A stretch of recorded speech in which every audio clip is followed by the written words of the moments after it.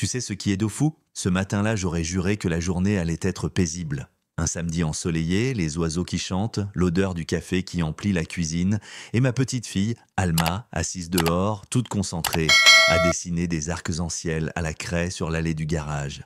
5 ans, des boucles blondes qui sautent à chaque mouvement, une robe rose tachée de poussière colorée, le genre d'innocence qu'on voudrait garder figée dans le temps. Mais ce que je n'avais pas vu venir, c'est qu'un monstre en talons aiguilles allait briser ce tableau, littéralement. Elle s'appelait Solange Delmas, présidente de notre fichu comité de quartier, alias dictatrice en chef des règlements absurdes.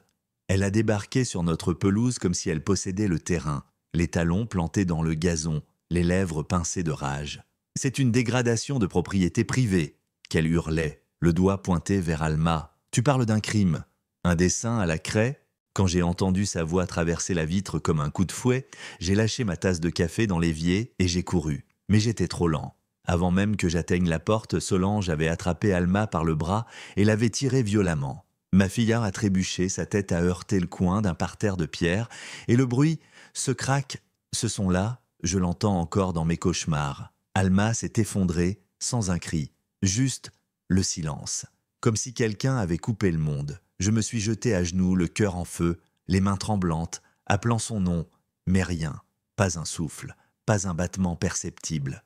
Et Solange, elle se contentait de secouer sa manche, murmurant que les enfants mal élevés devaient être corrigés. Je crois que c'est à ce moment-là que quelque chose en moi s'est brisé. Un barrage, un fil, un frein, appelle ça comme tu veux. J'ai senti une chaleur me submerger, un feu qui me hurlait de ne plus raisonner, de ne plus attendre. Elle avait touché à ma fille. Elle avait franchi la seule ligne que personne ne franchit. Je l'ai attrapée. Une main dans ses cheveux décolorés, l'autre sur son poignet. Et je l'ai projeté, face contre les pierres, le même parterre que celui qu'elle avait utilisé pour briser Alma. Son visage a heurté la roche dans un bruit sourd, suivi d'un jet de sang sur les marguerites. Elle a tenté de crier, mais j'ai enfoncé son foulard en soie dans sa bouche. « T'as assez crié pour aujourd'hui !» Elle se débattait. Alors j'ai planté mon genou entre ses omoplates, immobilisé, et là j'ai vu un pic à brochette dans le pot de fleurs. Le genre qu'on utilise pour les grillades du dimanche. Je l'ai pris, et je l'ai enfoncée, d'un coup net, dans sa paume, la clouant littéralement au sol. Elle s'est arquée, hurlant à travers l'étoffe, les yeux écarquillés d'horreur. Je me suis levé, j'ai pris Alma dans mes bras, son corps si léger, si froid. Je me suis retourné une dernière fois, regardant Solange gémir, la main clouée à la terre comme une bête sauvage. Elle dessinait des bulles, et tu l'as brisée. J'ai sorti mon téléphone, pas pour appeler les flics, pas encore, j'ai appelé eux, les anciens collègues, les gens qu'on contacte quand la justice ordinaire est trop lente. À l'hôpital, le verdict est tombé, coma, traumatisme crânien sévère. Pas de réponse cérébrale claire. Mon monde s'est effondré. Et pendant que moi je suppliais pour un souffle de vie, tu sais ce que faisait Solange? Elle déposait plainte. Elle disait qu'Alma avait trébuché, qu'elle était la victime. Et les flics? Eh bien, ils l'ont cru. Pas de témoins, pas de preuves directes. Une voisine respectée. Le même refrain. Sauf que moi, je suis le procureur Maxime Garnier. Et si la loi ne veut pas écouter, je la force à écouter. J'ai creusé. J'ai fouillé son passé comme on retourne une tombe. 4 quartiers différents et à chaque fois, le même schéma. Intimidation, plaintes étouffées, enfants menacés pour avoir joué trop fort, jardinières arrachées, chiens empoisonnés, mais tout était enterré. Jusqu'à ce que je mette la main sur des relevés financiers. Près de 49 000 € détournés via une société fantôme, domaine Clair Service. Aucun employé, aucun site, juste un virement mensuel vers un compte à son nom de jeune fille. Voilà. En plus d'être une tyran sociopathe, elle était aussi une voleuse. Mais il me fallait un témoin, quelqu'un qui avait vu. Alors j'ai frappé aux portes et un jour, la petite Carmen, 8 ans, m'a raconté ce qu'elle avait vu. Solange qui crie, Alma qui souffle des bulles, puis le geste, brutal, net. Et Solange qui s'en va, sans un regard. J'avais tout, j'ai remis le dossier à la commandante NDI, une flic spécialisée dans les violences contre enfants. Elle a ouvert le dossier, l'a feuilleté, m'a regardé droit dans les yeux et a dit « On la tient ».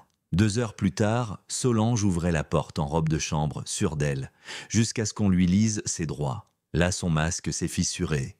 Au tribunal, elle a joué la victime. Larmes de crocodile, perles autour du cou, regard abattu. Mais moi, je suis monté à la barre et j'ai vidé le sac. Dossier, vidéo, relevé bancaire, témoignage médical, parole de Carmen, tout. Son avocat a bafouillé, parlant d'une citoyenne engagée. J'ai répondu, si ça, c'est de l'engagement, alors le chaos est une bénédiction. Carmen a témoigné, timide, la voix tremblante, main dans celle de sa mère. Mais ces mots ont résonné comme des coups de tonnerre. Le jury a délibéré 4 heures, verdict, coupable sur tous les chefs, 15 ans ferme.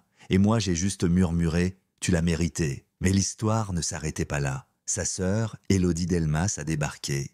Un passé chargé, menaces, vandalisme. Elle rôdait autour de chez nous, jetait des œufs, renversait nos poubelles, puis une nuit, elle a laissé échapper ce qu'il ne fallait pas. Sur mon micro discret, elle a dit, je cite, « Ta gamine a ruiné la vie de ma sœur et vous allez payer. » Cette fois, le tribunal a pris 2 heures. Verdict. Menace aggravée sur mineur, 3 ans ferme. Et Alma, elle s'est réveillée, mais pas complètement. Elle a peur des bruits soudains. Elle n'approche plus la plate-bande. Et la nuit, je l'entends parfois murmurer « Laisse pas la méchante rentrer ». Alors, on a transformé ce traumatisme en force. On a renouvelé tout le conseil du quartier. Les voisins ont voté pour renommer le parc du bout de la rue Jardin Alma. Un jour, Alma s'est assise, une craie bleue à la main, et a commencé à dessiner. Pas un arc-en-ciel, pas une fleur, un bouclier, un cercle simple, avec des lignes solides. « C'est quoi ?» j'ai demandé, à genoux près d'elle. Elle m'a regardé, a souri. « C'est pour empêcher les méchants d'entrer. » Des années plus tard, Alma est devenue avocate. Mais pas comme moi, pas pour punir les criminels, pour défendre les enfants, ceux qu'on oublie, ceux qu'on blesse en silence, et elle les entend. Alors ouais, ce n'était pas une histoire de vengeance, c'était une histoire de protection, de courage, de résilience, parce que parfois, les monstres ne vivent pas dans l'ombre. Ils portent des perles, citent des règlements et brisent les âmes en plein jour. Mais ils oublient une chose, quand un parent décide de ne plus reculer, quand un quartier se réveille, plus rien n'est comme avant. Si tu es encore là, écris « justice » dans les commentaires. Dis-moi, à ma place, t'aurais fait quoi? Et surtout, abonne-toi. Parce qu'ici, on ne raconte pas juste des histoires, on rend justice, ensemble.